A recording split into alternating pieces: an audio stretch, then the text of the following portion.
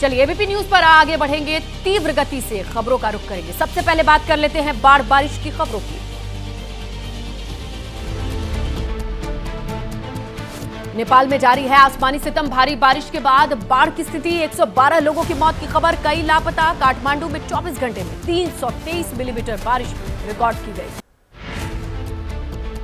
नेपाल में बाढ़ बारिश से बिगड़े हालात। नदियों में उफान के बाद घरों में घुसा पानी, हजारों लोगों को सुरक्षित जगह पहुंचाया गया। राहत बचाव का काम जारी।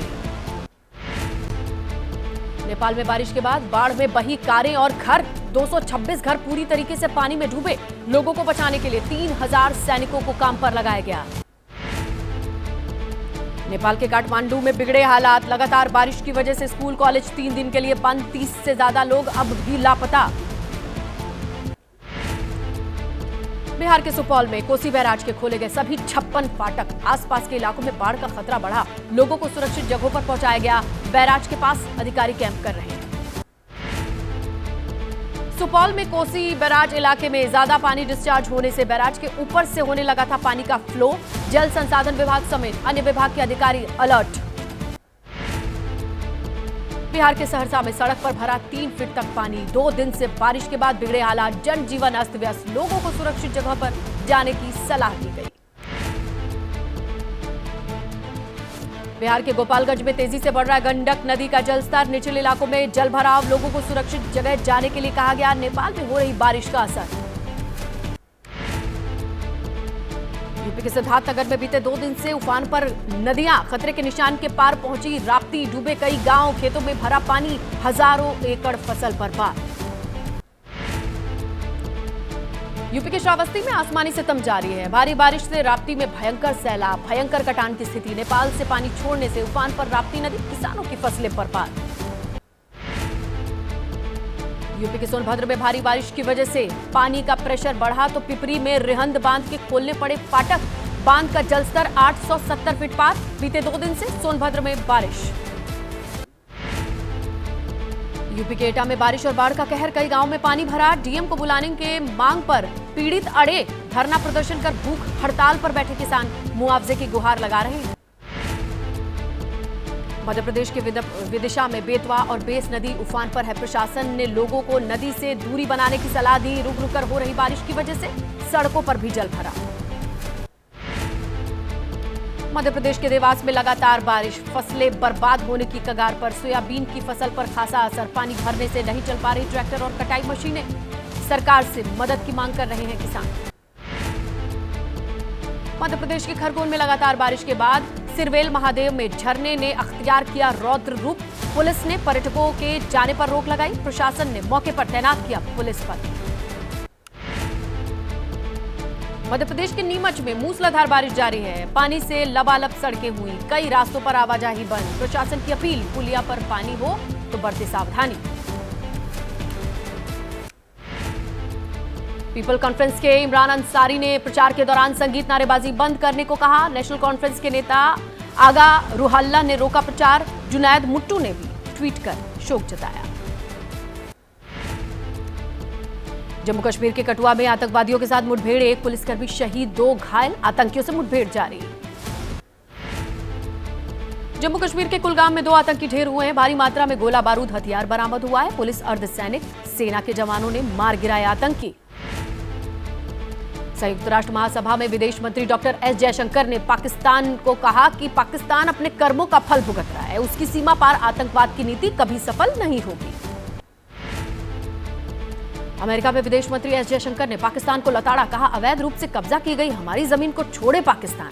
आतंकवाद को समर्थन देना बंद करे पाकिस्तान, तब हो सकती है उससे बातचीत। रूस ने यूएनएससी में भारत की स्थायी सदस्यता का समर्थन किया। रूसी विदेश मंत्री सर्गेई लावरोव ने यूएनएससी के विस्तार को जरूरी बताया। पीएम मोदी आज महाराष्ट्र में सौगात देने वाले हैं। वीडियो कॉन्फ्रेंसिंग के जरिए 11,200 करोड़ रुपए की अधिक लागत वाली कई परियोजनाओं का शिलान्यास, उद्घाटन होगा। प्रधानमंत्री नरेंद्र मोदी का मासिक रेडियो कार्यक्रम मन की बात आज सुबह 11 बजे प्रसारित होगा। मन की बात कार्यक्रम का 114वां एपिसोड होगा ये। मध्य प्रदेश के मुख्यमंत्री मोहन यादव ने राहुल गांधी के राम मंदिर पर दिए बयान पर हमला बोला। कहा कि कांग्रेस ने राम मंदिर विरोधियों का हमेशा से साथ दिया है। तमिलनाडु कैबिनेट में बड़ा फेरबदल, उदयनिधि स्टालिन डिप्टी सीएम बनाए गए। सीएम स्टालिन के बेटे हैं उदयनिधि। पूर्व मंत्री सेंथिल बालाजी फिर से कैबिनेट में शामिल। निर्मला सीतारमण के खिलाफ बेंगलुरु की कोर्ट ने एफआईआर दर्ज करने का आदेश दिया है। जेएसपी के सह अध्यक्ष आदर्श आर अय्यर ने कराई थी दर्ज शिकायत।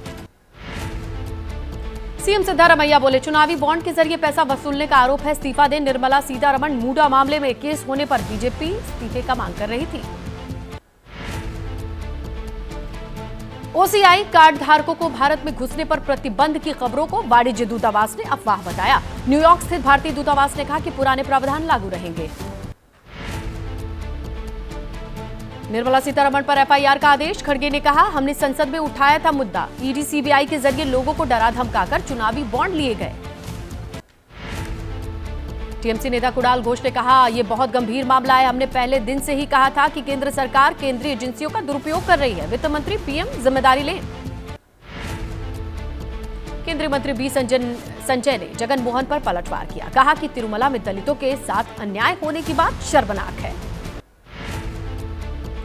तिरुमला लड्डू के घी में मिलावट का मामला। आंध्र प्रदेश सरकार की बनाई एसआईटी की टीम तिरुपति पहुंची। तिरुपति के साथ साथ तिरुमला के कई खंडों की भी जांच होगी। गन्ना समितियों के चुनाव में धांधली के मामले के आरोप पर किसान नेता राकेश टिकैत ने कहा कि चुनाव तो कोरिया में भी होता है, सिंगल पर्चा भरा जाता है और हो जाती है जीत। प्रसाद में मिलावट के मामले पर राकेश टिकैत बोले, चुनाव है तो अभी हिंदू मुस्लिम भी आएगा, प्रसाद भी आएगा। बीजेपी के लोग शपथ पत्र दें कि वो शाकाहारी है। हरियाणा विधानसभा चुनाव को लेकर किसान नेता राकेश टिकैत ने कहा कि हरियाणा में बीजेपी नेताओं की हो रही है सुताई। जनता बीजेपी वालों के पीछे डंडे लेकर पड़ गई है। महाराष्ट्र विधानसभा चुनाव को लेकर बोले मुख्य चुनाव आयुक्त राजीव कुमार, शहरी क्षेत्र में सभी बूथों पर सीसीटीवी कवरेज सुनिश्चित करने की कोशिश है। ग्रामीण क्षेत्र में भी हमने 50% से अधिक बूथों पर निगरानी रखी है। सोमवार से पश्चिम बंगाल के डॉक्टर फिर से हड़ताल पर रहेंगे। सागर दत्ता कॉलेज में डॉक्टर पर हमले के बाद यह फैसला लिया गया। स्वास्थ्य सचिव ने अस्पताल का दौरा किया। पोस्ट ग्रेजुएशन करने गई इंदौर से तमिलनाडु के त्रिची की एनआईटी की छात्रा पिछले 15 दिनों से लापता है। कमरे से 4 पन्ने का लेटर मिला है। क्लास रिप्रेजेंटेटिव बनाने के बाद प्रताड़ित करने का जिक्र है। भोजपुरी स्टार पवन सिंह के खिलाफ पटना में एफआईआर। महिला पत्रकार ने जान से मारने की धमकी देने का आरोप लगाया। पवन सिंह की कथित तीसरी शादी की खबर चलाने को लेकर धमकी दी गई। आइए आगे बढ़े, तीव्र गति से चुनाव की खबरें क्या है आपके सामने रखते हैं। जम्मू कश्मीर में तीसरे चरण के चुनाव के लिए आज थम जाएगा चुनावी शोर, प्रचार का शोर। तीसरे चरण में 7 जिलों की 40 सीटों पर 1 अक्टूबर को मतदान है। 8 अक्टूबर को सभी चरणों की मतगणना। जम्मू कश्मीर में रक्षा मंत्री राजनाथ सिंह की रैली है। दोपहर 12:45 पर बांदीपोर जिले की गुरेज विधानसभा में जनसभा करेंगे। कांग्रेस अध्यक्ष मल्लिकार्जुन खड़गे आज जम्मू कश्मीर में 2 जनसभाओं को संबोधित करने वाले हैं। जसरोटा, रामनगर में कांग्रेस अध्यक्ष की जनसभा। कांग्रेस नेता सचिन पायलट जम्मू रीजन में 3 जनसभाएं करने वाले हैं। उधमपुर वेस्ट, बानी और नगरोटा में जनसभा को संबोधित करेंगे।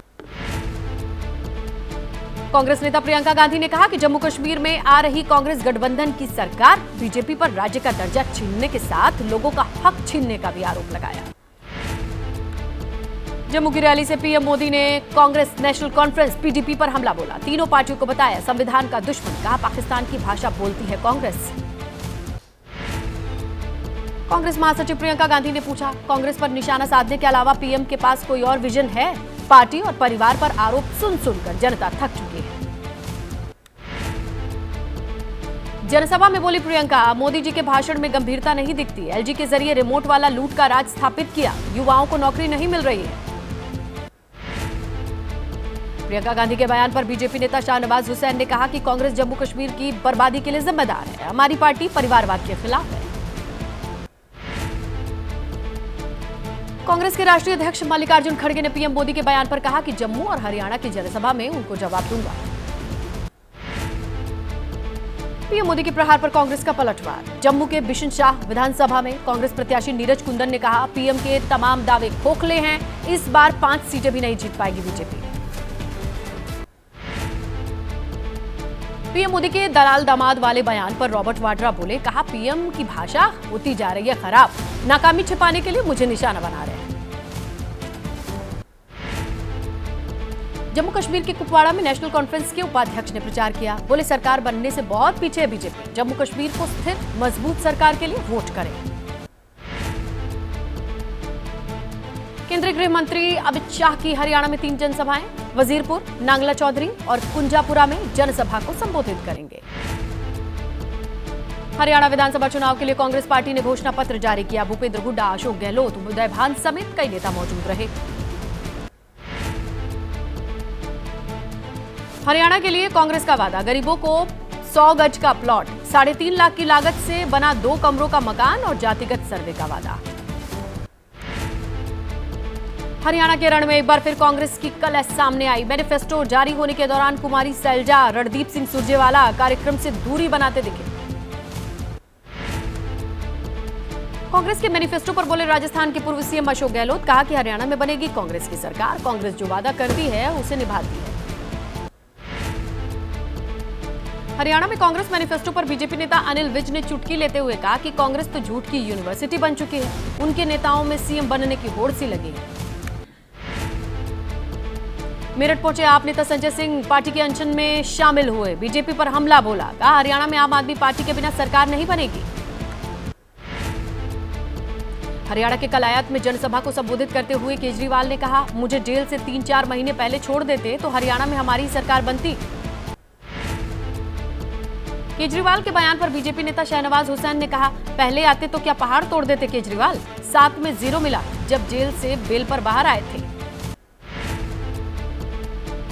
यूपी के सीएम योगी आदित्यनाथ ने हरियाणा के यमुनानगर में प्रचार किया, कहा हम बटे थे इसीलिए कटे थे, अब बटना नहीं है। फरीदाबाद में कांग्रेस पर सीएम योगी आदित्यनाथ ने आरोप लगाया, कहा कांग्रेस की ही देन है देश की सभी समस्याएं, सिर्फ भारतीय जनता पार्टी समस्याओं का समाधान। कांग्रेस नेता राशिद अलवी ने कहा, सिर्फ सत्ता के लालच में योगी जी ऐसे बयान दे रहे हैं, न संविधान की इज्जत है न देश की। एसपी नेता मनोज काका ने आरोप लगाया कि योगी जी की भाषा अब संत वाली नहीं रह गई है, नहीं पूरी तरीके से सीएम का संवैधानिक दायित्व निभा रहे हैं। मुस्लिम धर्मगुरु मौलाना मोहम्मद साजिद रशीदी ने कहा कि संवैधानिक पद पर बैठकर योगी जी को ऐसी बातें नहीं करनी चाहिए, अगर ऐसी ही बातें करनी है तो गोरखपुर के मठ चले जाना चाहिए। झारखंड में सीट शेयरिंग को लेकर के अमित शाह के आवास पर मंथन हुआ। आज सुप्रमुख सुदेश महतो, असम के सीएम हेमंता बिस्वा शर्मा भी शामिल हुए। सूत्रों के मुताबिक सुदेश महतो मांग रहे हैं 10 सीट। आइए खेल की बड़ी खबरों को जान लेते हैं तीव्र गति से।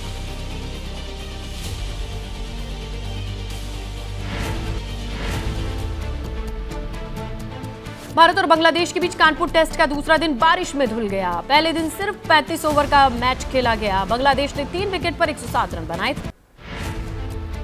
बांग्लादेश के खिलाफ T20 सीरीज के लिए टीम इंडिया का ऐलान। 22 साल के तेज गेंदबाज मयंक यादव नया चेहरा है। पिछली बार चोटिल हुए थे नीतीश रेड्डी, फिर टीम में वो शामिल हुए हैं। 3 साल बाद वरुण चक्रवर्ती भी टीम में वापसी करेंगे।